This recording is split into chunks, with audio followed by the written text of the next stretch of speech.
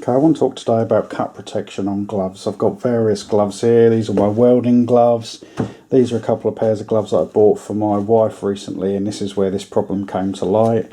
These are my sort of general mechanics gloves that I use, and these are, well, they're a new pair because my old pair wore out, but they're my chainsaw gloves. So cut resistance on gloves is covered by EN388. This is the symbol here, and it's to do with mechanical risks to your hands and the protections that the gloves give. So just going through the numbers here, the first one is an abrasion resistance, the second one is the cut resistance, which is the number we're looking at today, the third one is tearing strength, and the fourth one is puncture resistance.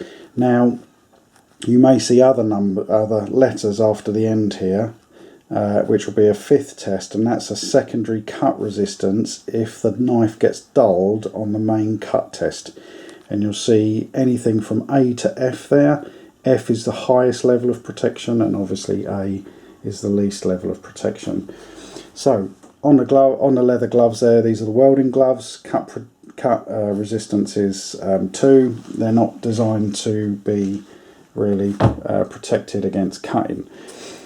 Now, interestingly, these are the chainsaw gloves, but chainsaw gloves are rated slightly differently. There is still the EN number there, if we get that to vote, there we go. And the cut level there is very low, it's 1, the lowest on the test. Reason being for chainsaw gloves is they're not really designed as a cut. It's if the chainsaw grabs into it, all the fibre in the gloves gets pulled out, chewed up in the chainsaw, and it stalls the chainsaw. And they're on a class of, the glove is on chainsaws is done by class. I'm not going to go into that right now, but they're for use with my small chainsaw, which has got quite low power, so that's fine. As I say, these are my general mechanics gloves, and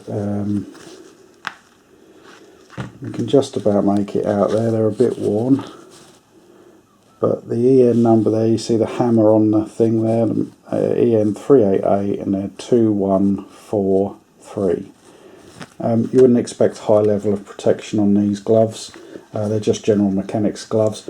But this is the difference between a good quality pair of sort of mechanic type gloves and a cheaper pair, because cheap pairs you won't see any kind of testing on at all, and that's fair enough, but you know what you're getting if you've got that level of testing.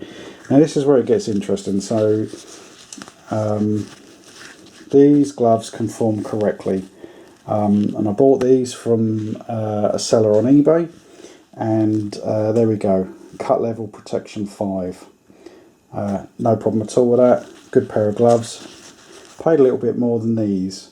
Now when I ordered these ones, the picture in the on the website said 4543, and then when the gloves turned up, I don't know if you can see there, it's got an X on it, 4X43D. So what X means is that the test wasn't performed, or it's not applicable. So they're not cut level 5 as advertised, because the test wasn't even done. So I contacted the retailer and said, I don't know if you're aware, but your advertisement for the item says one thing, and the item you're sending me is something completely different. And they said, yeah, you raise a fair point there, we'll speak to the manufacturers. And then the manufacturers came back and they said, oh yeah, that's fine. The secondary test is D, so that's the equivalent of 5. Well, it's not the equivalent of 5, because the highest rating on that test is an F. So if you're thinking about getting gloves for cutting, you know, I see a lot of people buy these for things like bushcraft, that kind of thing. Let's just remember first of all that PPE, and we've all heard PPE lately in the news and the press and everything else, but this is something entirely different. So personal protective equipment is a last resort. To reduce the risk, you eliminate the risk in the first place, i.e. you don't do the activity. But if you are going to do the activity and you want to reduce the risk to you being cut as much as you can, I know a lot of people prefer thick leather gloves, but sometimes you'll want these because you'll get better manual dexterity.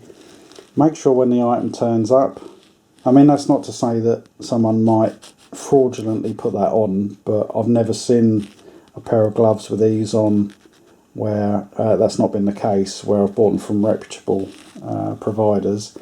If they turn up, make sure that's got a number in there, and if you're buying cut level 5, it should have a 5 there. So be wary of gloves like that, and that's what you're looking for. Your EN number with the mechanical symbol there for EN 388 and 4543. So I hope that helps some of you out. Thanks for watching. Let me know in the comments if you want me to cover anything else like this, and I'll see you on the next one. Bye for now.